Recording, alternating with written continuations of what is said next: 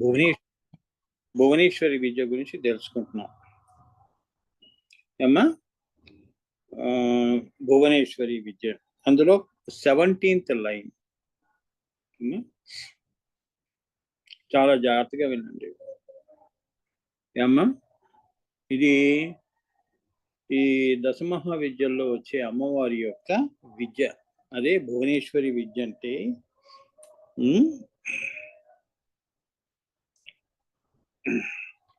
కారణ బ్రహ్మానికి అదిధి అనే కార్య బ్రహ్మానికి మధ్య పరస్పర ఈక్షణము ఏదైతే ఉన్నదో ఆ ఈక్షణము సమరస సమలీన సంయోగ లక్షణముగా అంటే ఋతముగా అయినప్పుడు ఆ బిందువునే శివశక్తి బిందువు అంటారు. అంటే కార్యకారణ అంటే సృష్టికి పూర్వము, కారణమేమో శివుడైతే కార్యమేమో అమ్మవారు అవుతుంది. వీళ్ళిద్దరూ వేరుగా లేరు, వీరిద్దరూ ఒకటిగా ఉండి ఒకరు కారణమవుతున్నారు, ఒకరు కార్యమవుతున్నారు. ఇప్పుడు నీలో కూడా మనలో కూడా కర్త కర్మ క్రియ అనేది ఉంది కదా, అవునా? కారణం లేకుండా మనం ఏ పనులు చెయ్యం కదమ్మా. కారణం అంటూ ఉండాలి కదా, లేచినా కూర్చున్నా ఏదో ఒక కారణం అంటూ ఉండాలి. ఆ కారణం ఏదైతే ఉందో అది అతిథి. కారణం ఎవరు? ఈశ్వరుడు. వీరిద్దరి యొక్క సమరస సమలీన సంయోగం వలన ఏం వచ్చినది? బిందువు వచ్చినది. శ్రీచక్రంలో బిందువు వచ్చినది. దాన్ని శివశక్తి బిందువు అంటారు. దాన్ని ఆదిశంకరాచార్యులు వారు శివశక్తో యుక్తో యది భవతి శక్తా ప్రభవితం అని అంత చక్కగా ఆ వారి యొక్క సమరస సమలీనాన్ని అంత చక్కగా వారు వర్ణించడం జరిగింది, అవునా? కాస్మిక్ రిథిమ్ అంటే పాద బ్రహ్మాండము అని చెప్పటం. అది అంతకుముందు ఇది పాద బ్రహ్మము అంటే ఏంటంటే 1/4 అంటే వారు సృష్టికి మూలముగా మూల ప్రకృతిగా వారు అనంతము నుంచి ఆది మధ్యాంతాలు సృష్టించటానికి సృష్టి చేయటానికి వీళ్ళేమయ్యారు? పాద బ్రహ్మము అయ్యారు. అంతే కదా, రూపాయిలో పావలా అయ్యారు, చిన్న సృష్టి చేశారు, అంతే కదా. మొత్తం అనంతాన్ని మొత్తం సృష్టి చేయలేదు వాళ్ళు, కొంత భాగాన్నే వారు దాన్నే పాదము అంటారు. 4 పాదాలు కదా, 4 పాదాలు ఒకటే పాదము సృష్టిగా వచ్చినది. ఇప్పుడు నువ్వు చూస్తున్నవి, నువ్వు తెలుసుకున్నవి, ఈ భూతాకాశం నుంచి పై వరకు నీ జ్ఞానం ఎంతవరకు పోతుందో, ఇంకా జ్ఞానాతీతంగా కూడా వెళ్ళినది, ఇదంతా పాద బ్రహ్మము అంటారు.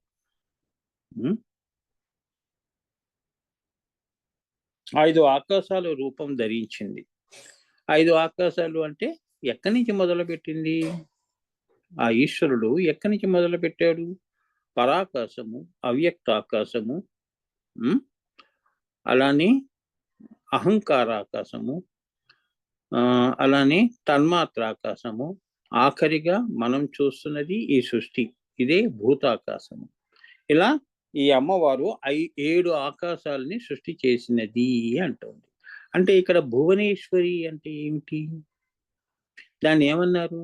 ఇంత బ్రహ్మాండాన్ని సృష్టించిన తల్లి భువనేశ్వరి అండి అంటారు, అవునా? అంతే కదా, ఆవిడ భువనేశ్వరి అంటే ఈవిడిది ఆది మధ్యాంత రహిత. ఇక్కడి నుంచి మొదలు పెట్టింది. దేవుడికి మనం మొదలు చివర పెట్టలేం కదమ్మా. అంటే ఈ అమ్మవారు కూడా ఆ లలిత అమ్మవారిలో ఒక అంశ రూపము, ఒక దశ. ఆ దశలో ఈమె భువనేశ్వరి అయింది. ఆకాశాలు 7 ఆకాశాలు ఆమె రూపం ధరించింది. దాని వ్యాప్తి అప్పుడు సప్తాకాశ రూపంలో ఆకాశ రూపము ధరించి వ్యాప్తి కలిగినప్పుడు భువనేశ్వరి గాని గార్గి అని కూడా వేదాలు పిలిచాయి. ఆమెను ఏమన్నారు? గార్గి అన్నారు. అంటే 7 ఆకాశాలు వ్యాప్తి చెందిందనమాట. వ్యాప్తి ఉంటేనే సృష్టి, వ్యాప్తి లేకపోతే సృష్టి ఎలా ఉంటుంది? అంతే కదా, స్ప్రెడ్డింగ్ అంటారు. విస్తరణ చేస్తే అప్పుడు సృష్టికి అవకాశం ఉంటుంది. సో ఈ రకంగా ఈ తల్లి 7 ఆకాశాలు సృష్టించింది కాబట్టి ఈమె గార్గి అయింది. అమ్మా అని వేదాలు పిలిచాయి. అమ్మ గార్గి అనేది భువనేశ్వరి అని తెలియవలెను. ఈ గార్గి అన్న భువనేశ్వరి అన్న వీరిద్దరూ కూడా ఒకరే అనే విషయం నువ్వు ఎప్పుడూ గుర్తుంచుకో. ఈ భూమి మీద నువ్వు ఎక్కడ తిరుగుతున్నా కూడా భగవత్ పదార్థం ఏదైతే ఉంటుందో అది ఒకటే. ఆ ఒకటియే ఎన్ని రూపాలు ధరించినది. ఏమో దశ మహావిద్యలు కదా, 10 రూపాలు ధరించినది ఇంత అండపిండ బ్రహ్మాండాలు సృష్టి చెయ్యటానికి అన్న విషయం నువ్వు ఎప్పుడూ ఎరుకలో పెట్టుకో నాయనా అని చెప్తున్నారు ఇక్కడ. అంతేగాని దేవతల రూపాల చుట్టూ పరిగెత్తకు, మాయ అనేకములో చూడకు, ఏకములో చూడు అని. సర్వం కల్విదం బ్రహ్మ అనే దృష్టి తెచ్చుకో. అహం బ్రహ్మాస్మి బ్రహ్మైవాహమస్మి ఈ 4 మహావాక్యాలు ఎప్పుడు అదే 4 వేదాల్లో ఉన్న ఈ 4 మహావాక్యాలు. ఋగ్వేదంలో ఉన్న అహం బ్రహ్మాస్మి నుంచి మొదలు పెడితే సర్వం కల్విదం బ్రహ్మ వరకు కూడా, అధర్వణ వేదం వరకు కూడా ఇవి ఆజ్ఞాచక్రం పైన నీకు కలగబోయే అనుభూతులు, అనుభవాలు. ఈ జీవితంలో గొప్ప అనుభవం నువ్వు సంపాదించావు అంటే అది ఆజ్ఞాచక్రం పైనే. కింద అనుభవాలన్నీ కూడా జీవుడు అనుభవించినవే. అదే కర్మ అంటారు, అనుభవము అన్నారు. బుద్ధి వచ్చిందండి, పాఠం నేర్చుకున్నాను, ఇది చెయ్యకూడదు అన్నది ఏంటిది? అనుభవంలోకి వచ్చింది. మంచి చెడు అనేది అనుభవంలోకి వచ్చింది. దీని మూలం ఏది? అన్ని సమస్యలకి మూలం ఏది అంటే ఈ అహం, నేను, స్వయం కృపాపరాధం. నేను అన్నదే, ఈ మనస్సు అన్నదే ఏమో సుఖము దుఃఖాన్ని కలిగిస్తుంది, ఆ మాయలో పడేస్తుంది. అది తెలుసుకుని దాన్ని దాటటమే యోగము, ధ్యానము. అహం బ్రహ్మాస్మి అంటే 3వ కన్ను దగ్గరికి. జీవుడు, ఈశ్వరుడు, జగత్తు 3 ఒకటే అని తెలుసుకునేది త్రిపుటి భంగము చేసుకుని ఆజ్ఞాచక్రంలో నీ స్వస్వరూప ఆత్మ సాక్షాత్కారం ఎవరైతే చేసుకుంటారో వారికి ఈ భువనేశ్వరి అమ్మవారి యొక్క అనుగ్రహం లభిస్తుంది అని చెప్తున్నారు. చాలా చాలా సింపుల్గా ఉంటాయి, కానీ అనుభవంలో మనం మామూలు జీవుడు అనుభవించేవన్నీ అనుభవిస్తాం. మా పక్క వాళ్ళతో మాట్లాడటం, ఎక్కడికి పడితే అక్కడికి తిరిగేయటం, అవన్నీ ఆనందంగానే ఉంటాయి. రోజు చేసే పనులే కదా. 10 మంది ఉంటే మీకు సమయం పాస్ అయిపోవాలండి అంటారు. టైం ఎందుకు పాస్ కావాలి? అసలు నీకు అమ్మవారు ఎందుకు ఇచ్చింది? టైం అంటేనే కోట్లు పెట్టినా రానిది. అవునా? టైం పాస్ కండి అని మనం అంటుంటాం. ఎంత తప్ప మాట అది. ఎన్ని శ్వాసలు నువ్వు యోగం చేయకుండా, ధ్యానం చేయకుండా ఎన్ని శ్వాసలు నువ్వు వృధా చేస్తున్నావు? డబ్బు కాదు, సమయం వృధా అయిపోతోంది. అది చింతించాలి. అయ్యో! ఈ యొక్క శ్వాసలన్నీ అమ్మకి అర్పితమైతే ఎంత బాగుండును. మాయలో వదిలేశాని, అహం పెట్టుకొని మాయలో తిరిగాని అని బాధపడటం ఎందుకు? తెలుసుకో, సమయం ఎంత విలువైందో తెలుసుకో. ఒక్క నిమిషం వెళ్ళిపోయినా కూడా మళ్ళీ నువ్వు మళ్ళీ నువ్వు తిరిగి తెచ్చుకోలేవు. ఇంకేదన్నా తెచ్చుకుంటావు గానీ, కాలం వెళ్ళిపోయింది అంటే అంతే. శ్వాస వెళ్ళిపోయింది అంటే అయిపోయింది. శ్వాస, కాలము 2 కూడా ఒకటే. నీకు 90 ఏళ్ళు ఇచ్చింది అమ్మవారు. 90 ఏళ్లలో ఏం చేశాం? మనం ఏం చేశాం? ఇదే ఈ 4 మహావాక్యాల యొక్క పిండితార్థం. 4 వేదాలు చెప్పేవే. వేదాంతం అంటే ఏమిటి? ఎక్కడ వేదం అంతం అయిపోతుందో, ఆ పైన ఏదైతే శ్రీ విద్య మొదలవుతుందో ఆజ్ఞాచక్రం పైన, మహదాకాశాల పైన, అది చేసుకొని అమ్మని చేరుకోరా అని చెప్పేదే ఈ వేదములు. బ్రహ్మ విద్య అంటారు. ఆ బ్రహ్మకే బ్రహ్మ విద్య, శ్రీ విద్య అని ఇక్కడ వాళ్ళు అంత సూక్ష్మముగా నిన్ను కాషన్ చేస్తున్నారు అంటే, నిన్ను అలర్ట్ చేస్తున్నారు అంటే, నీ మీద వాళ్ళకి ఎంత ప్రేమాభిమానాలు ఉంటే నీకు ఇంత విలువైనది. వాళ్ళు ఉన్నా లేకపోయినా కూడా నీ మీద ప్రేమాభిమానాలు ఎలా చూపిస్తారో చూడండి మన ఋషులు, మునులు, వీళ్ళు పూర్వీకులు. బతుకున్న వాళ్ళు ఏం చూపిస్తున్నారమ్మా? అవమానాలు చేస్తున్నారు. మన మొహం మీదే మేము చూడమని చెప్తున్నారు. అలాంటిది వేల సంవత్సరాల క్రితం ఋషులు, మునులు మన కోసం, అవునా?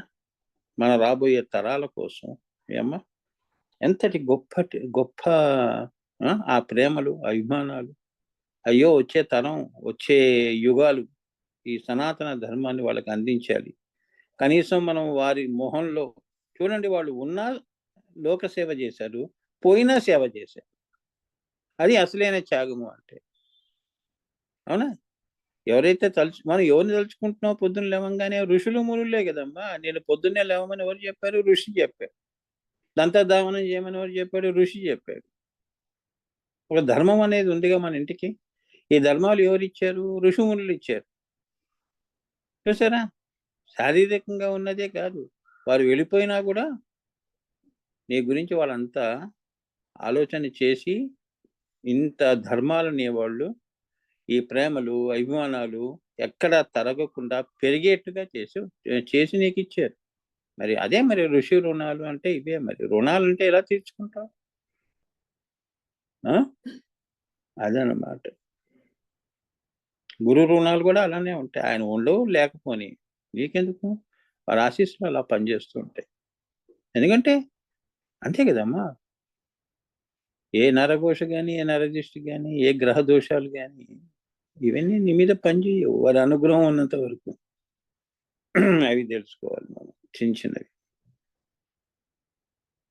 సో, ఈ 2 ఈక్షలు తాని. ఈ 2 ఈక్షలు అంటే చూడటము అన్నది. ఇప్పుడు నిన్ను నువ్వే చూసుకోవటమే ఈక్షణ. ఆ అయ్యవారు, అమ్మవారు ఎదురుగా ఉండి, అయ్యవారు ఇటువైపు ఉండి, ఈ అయ్యవారు అమ్మవారిని ఈక్షణ చేశాడు. ఇద్దరు చూసుకున్నారు అనేది కాదట. ఈక్షణ అంటే వాళ్ళిద్దరూ అందుకే సమరస సమలీన సంయోగము అన్నారు. అందుకే వాళ్ళు ఆది దంపతులయ్యారమ్మా. మనలా దంపతులు కారు వాళ్ళు. వారు ఆయనని ఆయన జూసుకుంటే ఆమె జూసినట్టే. ఆమె జూసినా ఈయనని ఈయన జూసుకున్నట్టే.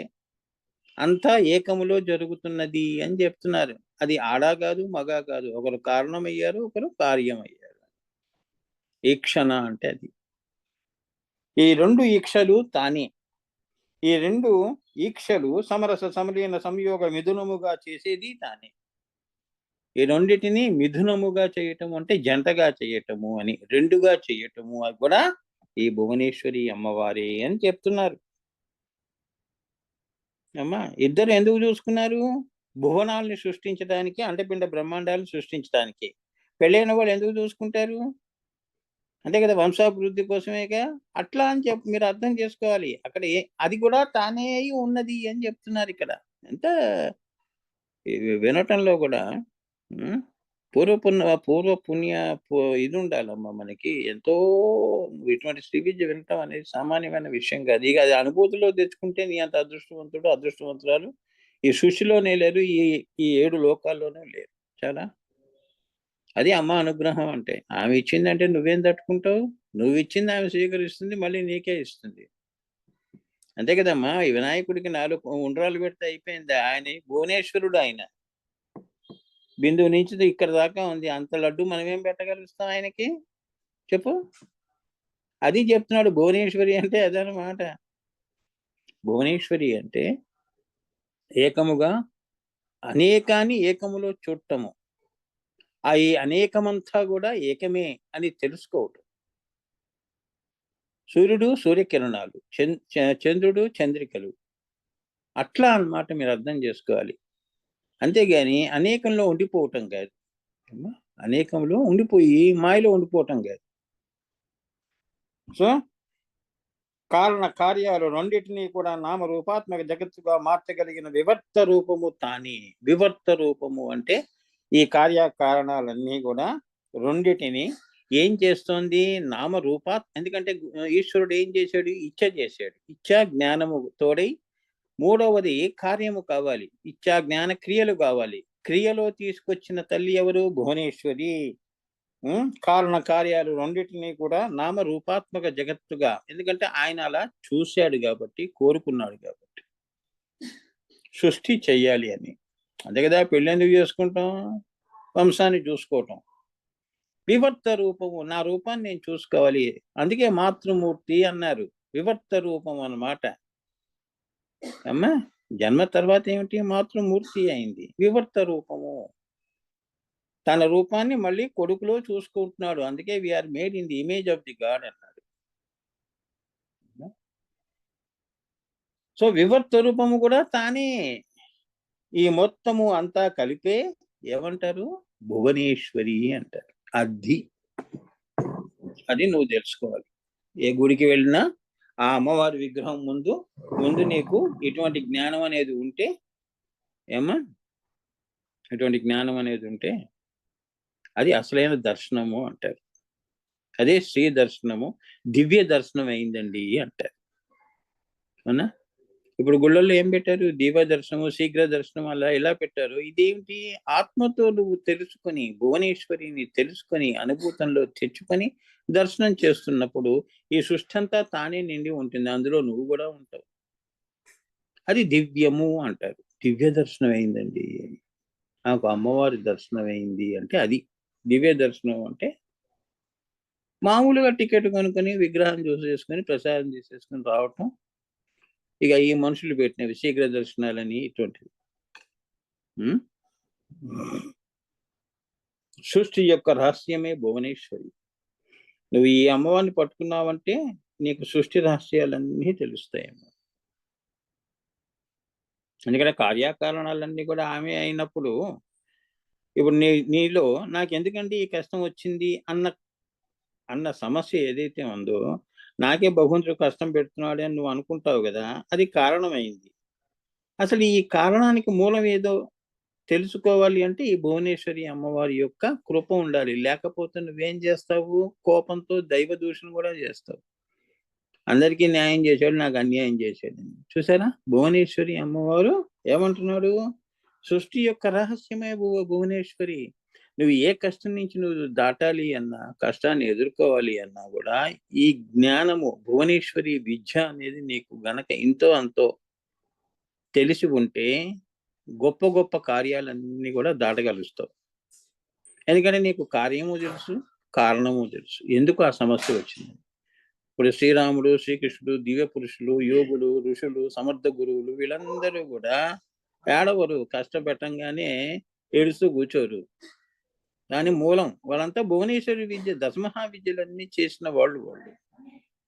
శ్రీ విద్యోపాసకులు కాబట్టి వారు దాన్ని దాటే ప్రయత్నం చేస్తారు అమ్మవారి అనుగ్రహంతో. మరి రాముడు కూడా అంతే కదా, భువనేశ్వరి అమ్మవారి యొక్క అనుగ్రహంతో ఆయన విజయం సాధించాడు. అలానే భారతం, శ్రీకృష్ణుడు ఉన్నాడు కదమ్మా. అలా సో భువనేశ్వరి అంటే అది. అందుకే సృష్టి యొక్క ఉపాధి యొక్క రహస్యము, సృష్టి యొక్క ఉపాధి యొక్క, ఈ సృష్టి చేశాం కదా, ఉపాధి యొక్క అవునమ్మా. ఈ సృష్టికి ఉపాధి ఏంటి? ఇప్పుడు మనందరికీ ఏమిటి ఉపాధి? మూలాధారము. అవునా? సృష్టి చేసింది ఏ వస్తువు అయినా కూడా మూలాధారంలో. మూల ఆధారం ఏమిటి ఏమ్మా? బిందువు పైన, కింద స్థూలములో ఇవే ఇది ఆధారము. అమ్మవారి పైన ఎలా ఉంది? నిరాధారంగా ఉంది.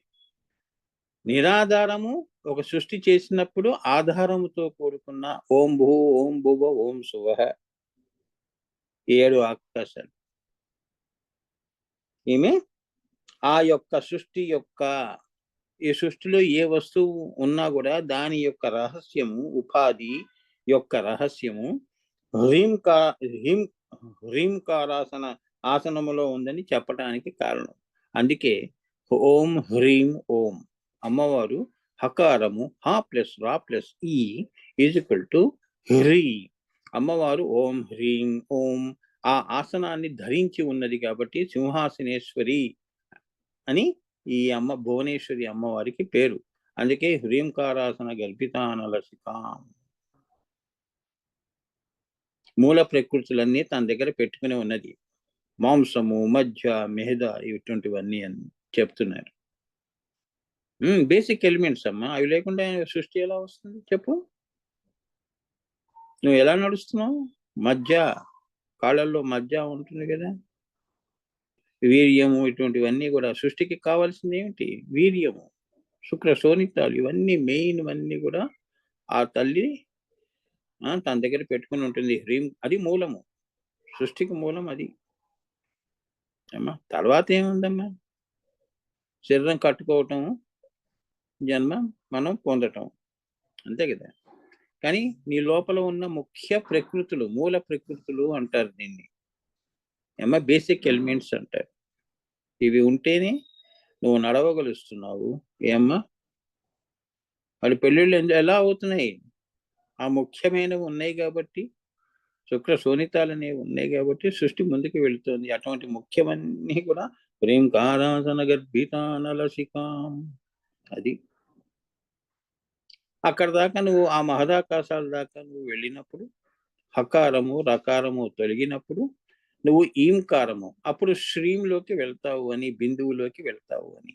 అది కూడా ఈ యొక్క భువనేశ్వరి అమ్మవారి అనుగ్రహం ఉంటేనే నీకు పై ఆకాశాల్లోకి వెళ్ళే అవకాశం ఉంటుంది. అమ్మా, అది. అస్థి అని ఏదైనా ఉంటే భగవత్ పదార్థం కూడా అస్థే. ఇప్పుడు అస్థి అంటే ఏమిటి? అస్థి అంటే ఏంటి? నేను ఉన్నాను అన్నది అస్థి. ఈ క్షణంలో అది అస్థి. కానీ శాశ్వతంగా ఉన్నానా అంటే కాదు. అలాంటిది శాశ్వతముగా ఈ సృష్టిలో ఏదైనా సత్, చిత్, ఆనందము అని అంటాం కదమ్మా. ఆత్మ సత్, అది అస్థి. మిగతాదంతా ఏమ్మా నాస్తి అని చెప్తున్నారు. అస్థి ఏదైనా ఉంటే అది భగవత్ పదార్థమే అవుతుంది కానీ మరి ఒకటి కాదు అని. ఆ దేవుడే నా పర్మనెంట్, నేను కూడా పర్మనెంటే అని నువ్వు అన్నావు అనుకో, అది కాదు అని. అది నీ అజ్ఞానము, అవిద్య, మాయ అని. రావణాసుడు అదే కదమ్మా విరవీగింది ఏమిటి? నాకు అదే ఈ అస్థి అనేదే కావాలి అని. నేను భగవంతుణ్ణి కావాలి అంటే భగవత్ పదార్థం కావాలి అని, నన్ను కూడా అందరూ ఆరాధించాలి అని కదా మనం ఎన్నో కథల్లో చూస్తాం. అస్థి అదొక్కటే సత్యము, మిగతావన్నీ అసత్యము అని. దానికోసం తపస్సు చేశాడు, అమృతం కోసం. అమ్మవారు ఇచ్చిందా ఎవరికైనా అస్థి? ఎవరికి ఇవ్వలేదు కదమ్మా. అర్థమైందా? ఎవరికి ఇవ్వలేదు అమ్మవారు. ఈవెన్ చిరంజీవులు కూడా ఉండరు. మహాప్రళయంలో ఎవరు ఉండరని చెప్తుందిగా అమ్మవారు. నువ్వు అంటున్నా ఆంజనేయ స్వామి వీళ్ళందరూ కూడా, వీళ్ళంతా అమ్మవారి స్వరూపాలే. కానీ ఆ తల్లి సృష్టి ఉన్నంత వరకు వీళ్ళు చిరంజీవులు. అది చిరంజీవత్వం అంటే. కానీ మహాప్రళయంలో ఎవరు ఉండకూడదు. అర్థమైందా? తనకు తానే సాక్షి. తనకు తానే సాక్షి. విలయతాండవం జరుగుతుంది. చెప్పుకోవడానికి కూడా ఎవరు ఉండరు. అది చెప్తా. అది అస్థి. అస్థి అంటే అది సత్యము, సత్ పదార్థము, బ్రహ్మ పదార్థము, గాడ్ పార్టికల్ అమ్మా. అదే కదా సత్పదార్థము. అది సత్తు చిత్తులో కలిసినప్పుడు ఏమైంది? ఆ ఈశ్వరుడు అమ్మవారిలో కలిసినప్పుడు చిత్ అంటే ఏంటి? మనస్సు. మనస్సు అంటే చంద్రుడు. చంద్రుడు అంటే అమ్మవారు. ఈ సత్తు అందులో కలిసినప్పుడు ఆనందం వచ్చింది. అప్పుడు సృష్టి వచ్చింది అని చెప్తున్నాడు. సో అదొక్కటే భగవత్ పదార్థం, ఒక్కటే సత్, అస్థి.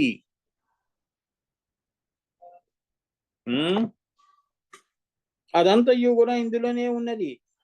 ఏదైతే భగవత్ పదార్థము కూడా అస్థి అయితే అదంతయు కూడా ఈ హ్రీం బీజములోనే, ఈ భువనేశ్వరి విద్యల్లోనే ఉన్నాయి అని చెప్తున్నారు.